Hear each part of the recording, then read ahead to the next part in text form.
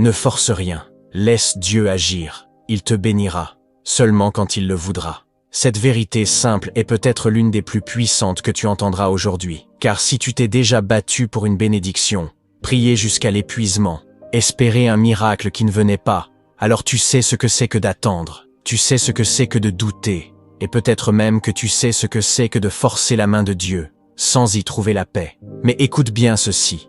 Il fait toutes choses bonnes en son temps. C'est écrit dans l'Ecclésiaste chapitre 3 verset 11. Pas en ton temps, pas quand tu penses que tu es prêt, mais quand lui sait que tu es prêt. Et ce temps-là, c'est souvent après la patience, après la soumission, après l'abandon total. Avant d'aller plus loin, je t'invite à faire un pas de foi.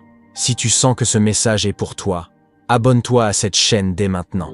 Active la cloche, aime cette vidéo et reste bien jusqu'à la fin, car ce que tu vas entendre peut te libérer d'années de frustration spirituelle. Ce message n'est pas un enseignement banal, c'est une révélation, une clé pour sortir du cercle de la précipitation et entrer dans le repos de Dieu.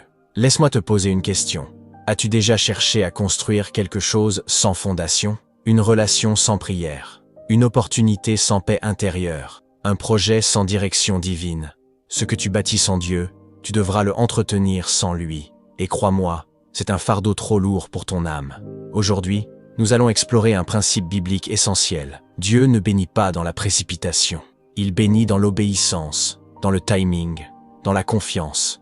Nous allons découvrir pourquoi certaines prières restent sans réponse. Non pas parce que Dieu ne veut pas t'exaucer, mais parce qu'il veut d'abord t'enseigner. Nous allons parler du désert, de l'attente, du silence de Dieu et du moment sacré où enfin, il dit « maintenant ». Mais ce n'est pas tout. Nous verrons aussi comment reconnaître ce moment, comment l'Esprit Saint agit dans les coulisses de ton histoire, comment la foi ne consiste pas à forcer une porte fermée, mais à rester fidèle jusqu'à ce que Dieu l'ouvre lui-même.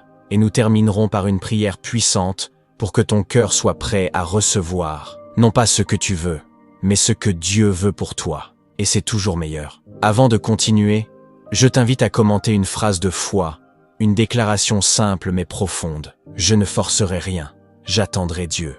Écris-le en commentaire pour que ta foi soit écrite quelque part, même si elle est encore fragile. Laisse ce commentaire devenir une prière silencieuse. Tu es ici pour une raison. Ce message arrive dans ta vie au moment exact. Pas trop tôt, pas trop tard. Peut-être as-tu pensé abandonner, peut-être t'es-tu senti oublié, mais Dieu veut te rappeler aujourd'hui, je suis le maître du temps. Je sais ce que je fais, et je ne suis jamais en retard. Alors reste avec moi, prépare ton cœur, et entre avec foi dans